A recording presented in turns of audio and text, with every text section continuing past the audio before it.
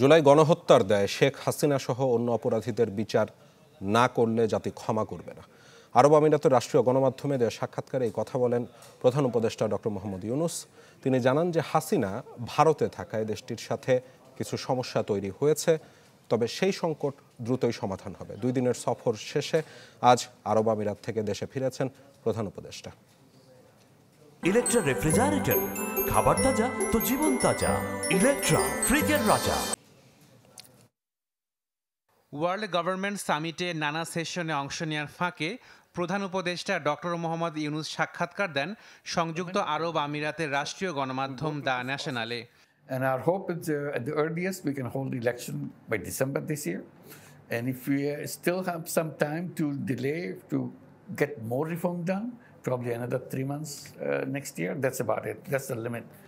কথা বলেন জুলাই হত্যাকাণ্ডের বিচার, জাতিসংঘের সাম্প্রতিক তথ্যানুসন্ধান প্রতিবেদন সহ কূটনৈতিক বিষয় নিয়ে।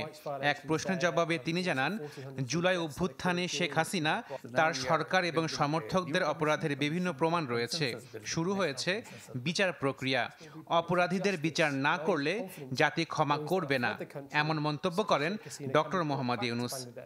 She fled the country. She's in India. We sent notice to India that she should be repatriated. We are trying her because we have lots of evidence.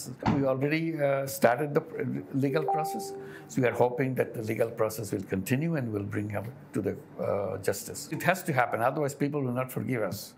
Bharat প্রসঙ্গে তিনি বলেন, দেশটির সাথে বাংলাদেশের সম্পর্ক ভালো আছে। শেখ হাসিনা দেশটিতে থাকায় সৃষ্ট সমস্যা দ্রুতই সমাধান হবে, এই প্রত্যাশার কথা জানান the ন্যাশনালকে।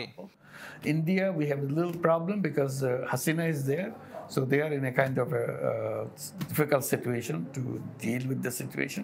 So we keep on saying our relationship with India has to be excellent. We are the closest friends we can have because we are closest neighbors, and we have a big economic future together. So we want to share that economic future. So we always remind that our intention is always to have built a good relationship with India, but we are going through some cloudy situation right now. I hope we can overcome that as soon as possible. এছাড়া যুক্তরাষ্ট্রের পাশাপাশি চীনের সাথেও ঢাকার সম্পর্ক ভালো বলে মত দেন প্রধান উপদেষ্টা। Bangladesh has been a wonderful friend with USA all along, and also with China. Ashik Prince, channel 24, Dhaka.